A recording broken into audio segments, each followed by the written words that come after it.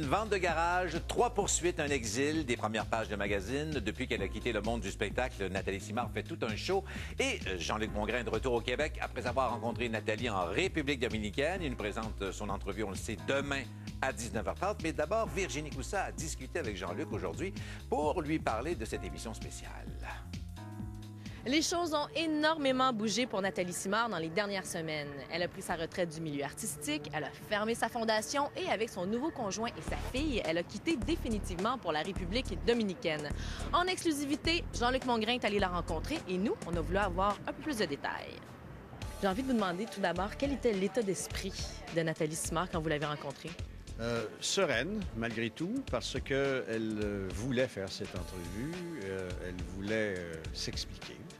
C'est d'ailleurs le thème de l'émission, elle s'explique. Parce qu'elle est consciente et à distance de la tourmente qui est arrivée au point de vue médiatique relativement à sa décision de quitter. Et elle voulait remettre les pendules à l'heure, j'ai l'impression, parce qu'il y a eu énormément de spéculations, de faits, dit-elle, autour de cela. Des exagérations, voire même des faussetés. On part pas en dedans de 15 jours. Vous comprenez ce que je veux dire? Ça n'a pas l'air d'un exil. Ça a l'air d'une fuite. Moi, il y a 5 ans, j'avais déjà eu cette idée-là, parce que j'ai des amis d'installer ici en République, avec lesquels je suis très, très proche. Et c'est une idée que je caresse depuis quelques années. Est-ce qu'elle a peur de l'opinion publique des Québécois? Non, je pense pas.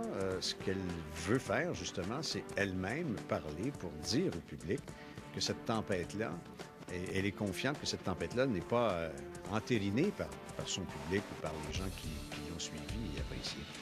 Somme toute, ce qu'elle dit, c'est que je coupe les cordes de la marionnette que j'ai été depuis ma tendre enfance. Jamais j'ai décidé quelque chose par moi-même, et cette fois-ci, je le fais. La dimension publique de Nathalie, c'est celle-là que l'on questionne. Sa fondation, pourquoi elle a laissé la fondation, pourquoi elle a fermé cette fondation-là. Qu'est-ce qui est arrivé dans le fait que publiquement, elle décide un jour de dénoncer son agresseur qu'elle n'a jamais nommé, mais que maintenant elle a nommé, et pour la première fois en entrevue, elle nomme.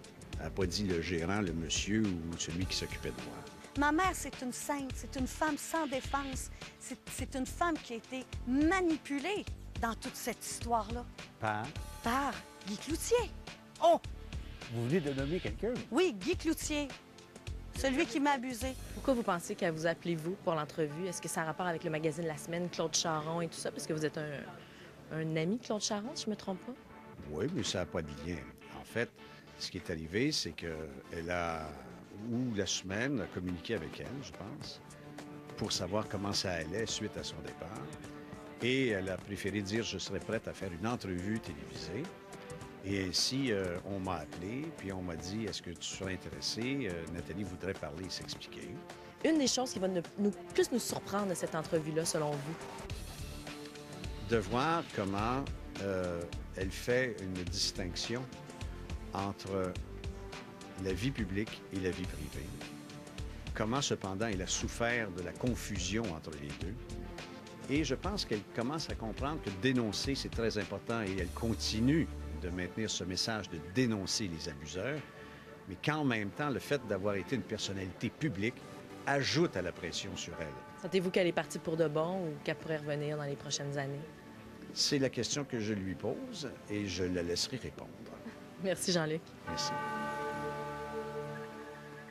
Et la suite demain.